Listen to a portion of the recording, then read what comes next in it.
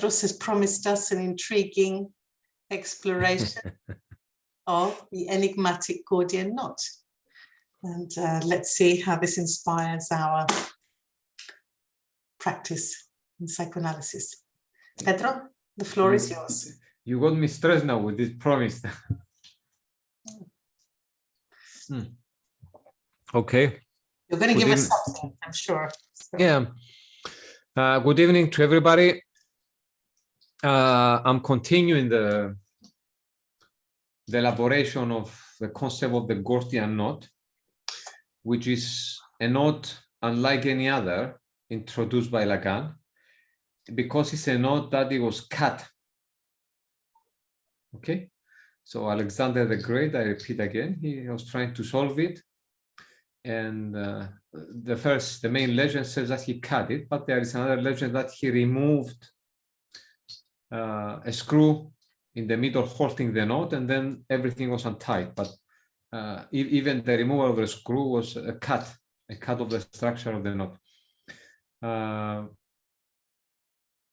I would say things that might seem not very directly to the knot, but they are all parts of this series that I will do for a few months.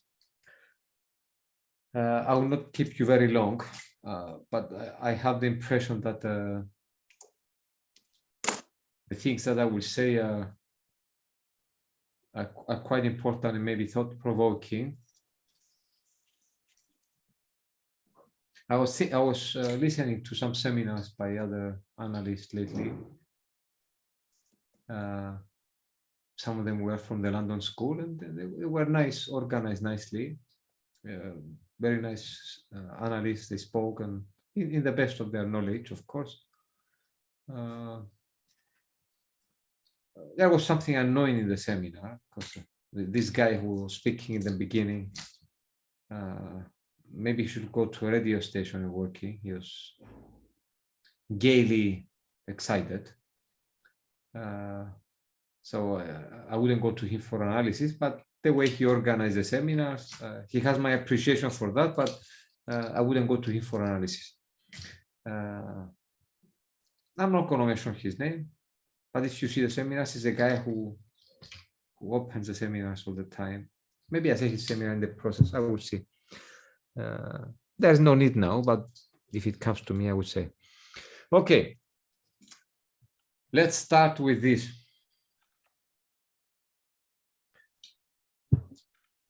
The university discourse always functions as a camouflage for the master. Sometimes we use the word serving the master, but it's not serving the master. It's camouflaging the master. It's itself a master camouflage. Okay? The master that it camouflages is not a person, but an ideal.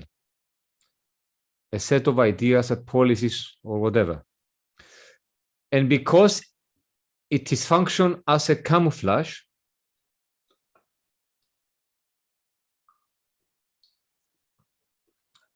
thus, therefore, if it is producing psychotherapies or psychoanalysis under that discourse, they are themselves camouflages as well. Because this production can only produce itself. They camouflage, these camouflages, they camouflage subjective truth, and therefore their representatives are clones of the spirit of mastery which they serve. As a consequence, I would say the truth and the possible act, and you remember I said the truth and the act are one, the truth and the possible act with which the subject shall deal with life and death becomes, for this discourse, the fear of the Jews. Probably you know the expressions. The expression from the gospel, the fear of the Jews.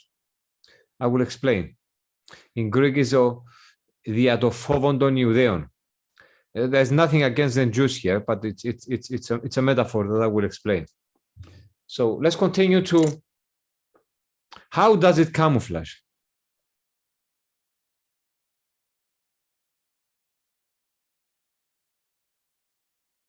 Lacan tells us that this happens through imaginary identifications. These imaginary identifications are necessary to be empowered, and this is how these discourses, psychology, psychotherapy, let's say cure. When this discourse itself, they are necessary to empower this imaginary identification, when this discourse itself undermines any possible and any possibility of a subjective truth. And when I speak about truth, I don't mean it in the same that Miller and Lacan say it. I mean a truth that it is an act. You are not a viewer of that truth. Our school leads to a truth that it becomes part of your body and you become the act. You are the cause of desire. The psychoanalysis is the cause of desire, not the object causing desire. Your act in life is the cause of desire. Okay, so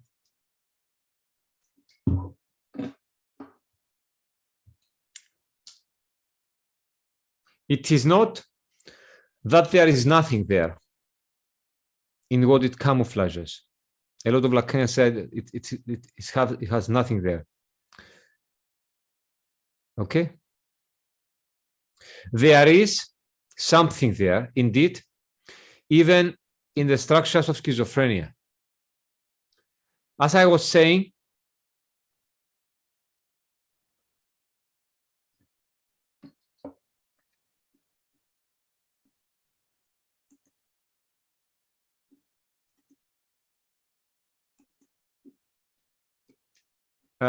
can you mute everybody? Yugoslava, mute Yugoslava. I'm here, but I'm mute. Wait. Yeah. Because I can see you instead of. Marina, can you see me or Yugoslava? You. Okay. Only me. As I was saying, these imaginary identifications they are necessary to be empowered when this discourse itself undermines any possibility of a subjective truth. It is not that there is nothing. There is indeed even in the structure of schizophrenia. As I was saying, it is not that there is nothing there, but that this operation makes sure that the act and the truth are buried. And thus the return of the repressed is handled as a pimple on your face, spiri, to be removed by the surface of the identification. The fear of the Jews that I mentioned earlier, this expression from the Gospels, is Anastasis. It's a resurrection, it's Anastasis. Not so much, the proof of Anastasis is not so much the empty tomb and the narrative that this empty tomb, the kenotafio that I mentioned in quite a few of my seminars, not so much the empty tomb and the kenotafio and the narrative it will initiate, but a living body and the acts it will generate in the world. It's not the emptiness of the tomb, but precisely the presence of what was in the tomb in the world. And that can shift quite a few things in our thinking. And especially how we understand desire in the body. Lacan said that the unary trait is a mark of death. I will say more in my next seminar about it. I will devote a whole seminar about it. Okay, I think it was in seminar 17 or 18. He says the unary trait is a mark of death. I think he was linking that in the death drive. So who dies there? Or what dies? What certainly dies is the Freudian to work and love, but even what I made out of it, to work with love, which is the identification with one's act, where the body has a different experience of the world and we experience our body differently. It is the ascesis that dies. The castrated master cannot be castrated with knowledge, as Lacan said in one of his seminars, I think it's 17 or 18, I don't remember. It's one of these two seminars, I think especially I don't remember, it's one of those that you could see something shifting from the clinical structures to the knots. He's referring to something else, to this going towards the mystical. So the castrated master cannot be castrated with knowledge, but with gnosis. It is the gnosis of the individual gnosis revealing that there has never been a master, but the subject's willingness to be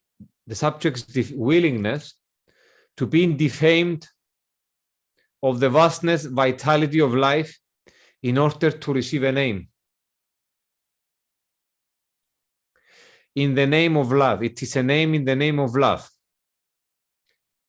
Of a sort of love which is the master itself, because it is named by the master. There are a few ways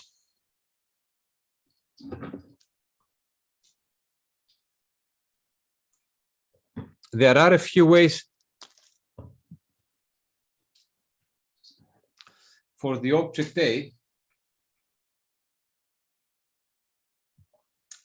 that we can speak about it. For example, how do we understand the object A in the clinic? What are its metamorphoses? We speak of the unary trait. How does it appear in the sessions? What does it do towards the analyst? What is its function in the sessions?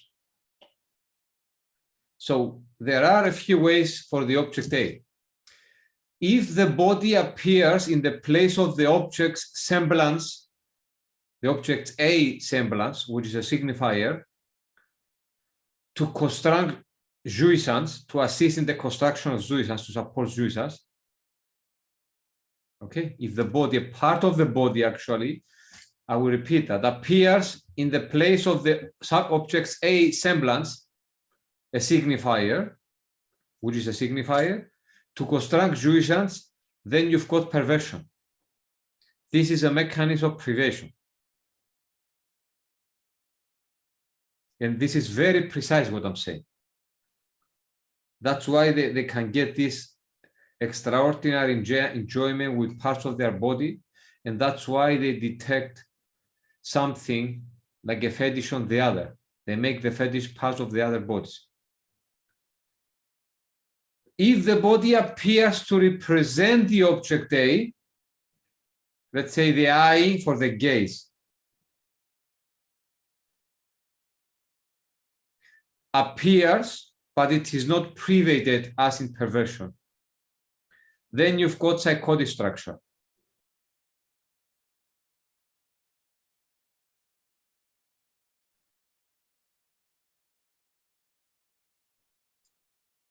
Okay, the object privated or assuming the body is one of the reasons for the confusion regarding diagnosis and diagnosing of many men as hysterics. When the object in question is privated, then it supports jouissance. It generates it generates jouissance and it takes the place of an absolute truth. That's why you cannot convince a perversive person, especially a sexual pervert, otherwise, because a specific part of the body is privated as an object A, and he can use that to support his jouissance. It's part of his discourse. Okay, this is not happening in neurosis, especially in hysteria, where the body speaks when the hysterics desire, and I will refer to Penny in a recent chat we had, when desire cannot be expressed. Okay, the body there speaks of a repressed, the return of the repressed there returns as a symptom. In perversion, the return of the repressed does not haunt the pervert subject, but it creates a sort of fantasy where that body, which is part of the discourse, is privated, will be used, and it will make use of the other as an object to support that enjoyment. The body is part of the discourse, and it does not come to speak of the discourse. It doesn't need deciphering in perversion.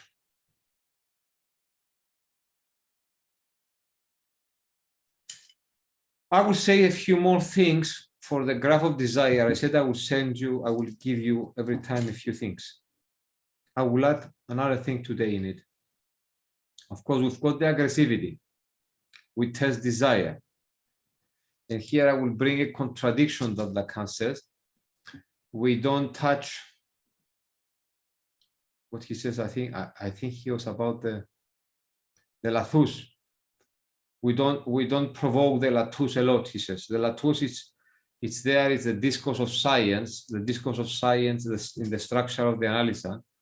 But this is in contradiction with what he says. Let's test desire of the analysand from the first session, which I agree with that. Okay, we test it. Let's test it. So we've got the aggressivity part. When the aggressivity part is, what is it? You refuse to be the place of the object A, even though they say you should assume the object A to cause desire to the analysand. But this is for me a therapeutic or an imaginary desire. You shouldn't, if they want to be, if we are orienting towards the act and a truth that means act, then we shouldn't veil or identify with the object A. Okay, we should challenge the structure and whatever desire they have there, because it's not desire, it's this Latanusa, which I separate from Lacan's Lathus. Okay, and then if they accept it, they are going to construct something new, even if it is in the process they reconstruct with the Sinthome something within their fantasy. But this is our aim. Okay, and this analysis is proper. And this is the way to depathologize, as they started recently. And I'm proud of the school because we have been doing this depathologization at least for 5 years now. And now in the schools following Miller, they started speaking about depathologizing the discourse. I am so pleased that they follow us. Somebody has been listening to what we are saying. Okay, it was about time. So the second part, when you test desire, and if you test desire with ways I said in other presentations, then the structure, the symptom with which they approach the world and with which they want to put the analyst in that context fails, at least temporarily. And then what will come at force and at there in the sessions, the second stage is the unary trait. The unary trait appears in the sessions. That's the moment where it appears. I know there are many explanations for the unary trait. Lacan itself gives quite a few, but the main one he gives is that it is a very powerful signifier. He says it's a signifier. Okay, it might appear in the form of the signifier, but it's a special signifier for me. In my interpretation, the unary trait is that which it is utilized after the part of aggressivity, that we don't accept the fantasy of the analysand. The unary trait appears, and his job is not to write. It doesn't write. His job is to remove. Να χαράξει. I don't know how to say in English, Penny, but it χαράζει. It scratches something off. It's a signifier without a signified, but its job is to remove something from the other. And because if the other accepts its removal, then a chain of signifiers, of master signifiers, are coming to place that being into the fantasy of the analyst. So when the unary trait appears, it's, in my opinion, its purpose is to scrap. Okay, it's to scrap, it's to remove the dust before the writing. It removes something. I will tell you in a bit what is removing, especially in the relationship with the child. Okay, so his job is to χαράξει, but in the sense to create an opening on the other, on the analyst in this case. This is a kerkoporta. Kerkoporta is a Greek word. It's the small door from which the Ottomans entered and broke into Constantinople. Okay, it was a door that was found open by the Turks and took over the Constantinople. It's not a signifier or a letter in the proper sense, and not a mechanism. It is a signifier that its job is to remove, so it does not have a signifier. It is not a mark because it is that which creates space for the marking. It is that which creates space. We have to remove something. And you can see it in the session in the second stage. I'm rewriting now the graph of desire in my own way. The first stage is aggressivity. It fails. The real is approaching. So the next thing the analyst does brings up this unary trait again to scrap something from the analyst so it can enter their fantasy.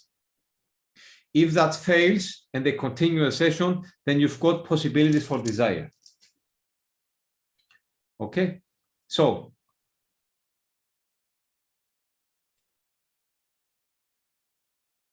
and it does so by removing. It creates space for the mark, and it does so by removing something from the other. What is removed from the child when the unary trait appears from the side of the mother? The first connection is rhythm. It's a bodily rhythm. It's a stress of the mother, it's a heartbeat, it's a breath. This is how you can even interpret that as language, but it's a different sort of language. Maybe it's a language with you. The child connects with the mother, but with this bodily rhythm. I'm not saying it's the best, and I'm not saying that it's better than the signifier, but it's something that there is a connection. So it is removed from that in order to enter. This is what is removed, this rhythm, this ability to have not this precise rhythm, but the ability to have access to rhythm, to the harmony of the rhythm. The harmony of rhythm that desire and the act will bring forth later. Okay, it is removed, and sometimes it kicks. But it's not something that is solid and ready. It needs to be created later with the act. So that one is removed. So a new sort of choreography is introduced by the removal of that through the unary trait, and then the chain of signification that pre-exists the child. Okay? Okay. What is removed? It is the rhythm established with the other's body, which will be assessed later. Not this one rhythm,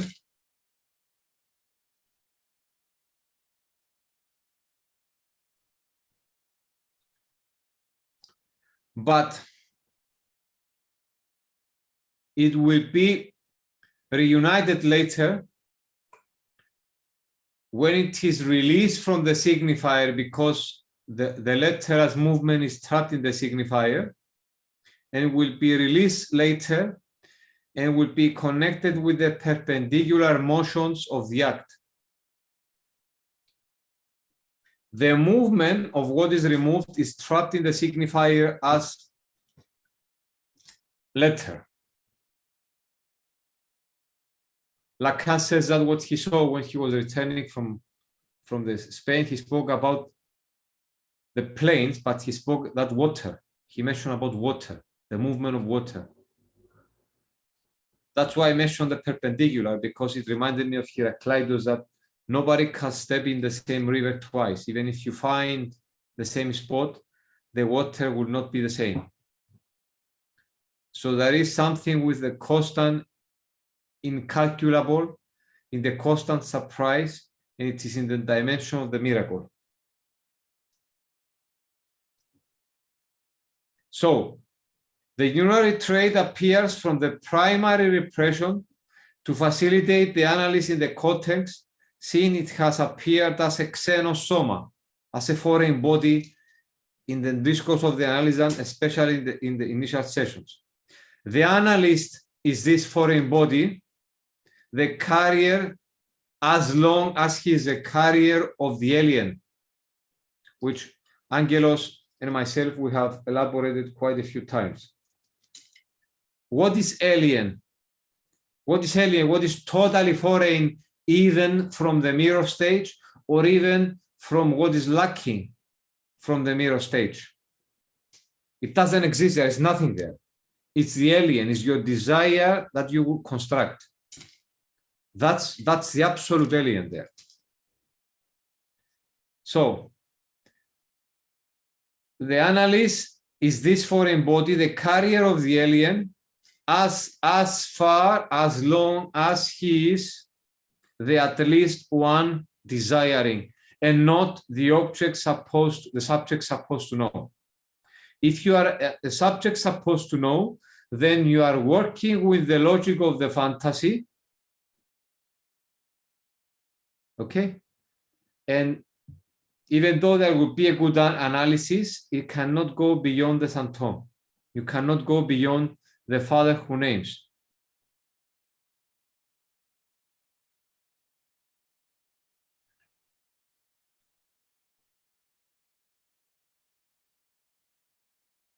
So, the at least one desiring, the analyst, it will appear as such as the alien. Okay, and when it appears as the alien, then the subject in analysis, they have two options, only two options. One is to consider the analyst as a persecutory object because it is foreign, and that's an indication that they do not let go of whatever jusas is there, and they are not capable of analysis, unless you are going to puppet them with Pampers and a soother, which I'm not in a position to do that. Either you will bring forth your desire, because I don't have time to do this shit to protect your ego, to take you step by step and stuff. Either you have it or not. Okay, the first interventions are enough to clarify this thing. So, the at least one desiring, it appears as such when she or he hold the place of the primal father, the at least one who desires. Okay, that's the primal father for me, the at least one who desires, not the one who has all women. It's the one who has access to his own desire, but not a desire that he operates in the sessions as the analyst desire. It's a desire that it's a compass in living life. Because the body of desire, the body of the act, you have to use it, and you should be able to use it in the way you live your life. If we don't do that, then psychoanalysis is useless.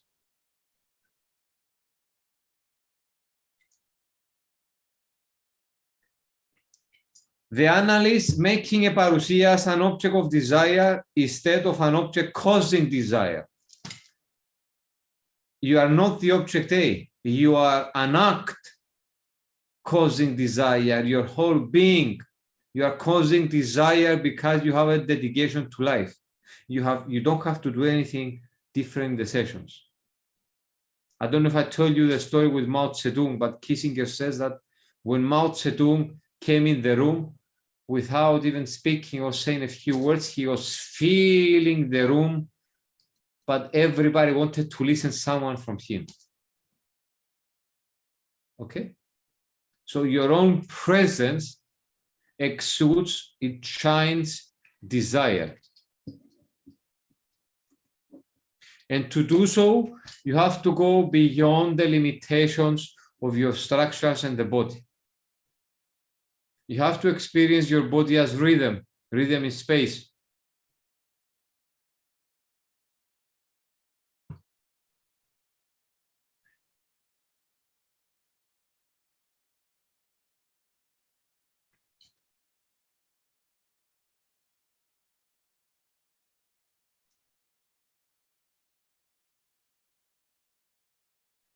All of the above are parts of the act.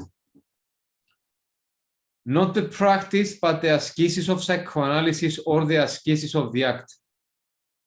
What Marino Magliali named the clinic of the act. What Harulla named the act of our school. By the way, at this point, I want to mention that my best friend and colleague Angelos Chalidis, he published an amazing book about psychoanalysis. And if you are going to read only one book about Lacanian, proper Lacanian psychoanalysis, not in the way I speak, but in proper Lacanian psychoanalysis, read that one. It's a book that you can read it even if you don't have a lot of experience with Lacanian psychoanalysis. But also for those who are practitioners who are involved in psychoanalysis, it's a must. And I believe it would be one of the most important books in relation to the, I would call the classical Lacanian way. And sometimes with Penny we speak, and I say that the proper Lacanian that I know, it's Angelos. So, have a look at his book. At every cut, the movement changes slowly and slowly. Not like the graph of desire, but like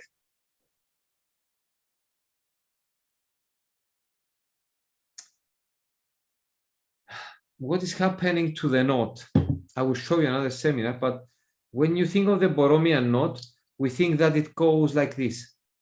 Yeah, what we're doing basically, we're removed from the linearity of the signifier, just bring the Borromean knot in your mind. It goes like this from the inside to the outside. Okay? So the Mobius strip. But if you think of the Mobius strip differently, in the way I think about it, think of it built in small particles. And these particles, they don't move from right to left or from left to right, but they are moving like this. Okay, they create a pulse, a breath, a lung. I will show you next time a video that I found that exemplifies what I said. There is no movement from right to left, there is no linearity. Okay, because the act is incalculable, and every time there is an act, there is a reform and anastasis of the subject. This is a price that the analyst, it's not actually a price, but it's his or her access to the apeiron, to the infinite, without getting lost, and they have to go beyond even the even the obvious street has linearity, but it has movement. So if you go beyond this, you go to this up and down, inside and outside, and these dots operating. I will bring a shape, a moving shape next time. It means that the experience of your body will be different, will go beyond your symptom. The time that you will experiencing this after years of analysis, a lot of your old signifiers marking your body, they will be intensified because you're about to make a choice either to leave that, body, or to hold it and create a logic on it. There is no wrong and no bad for it, but it will indicate the way you will practice.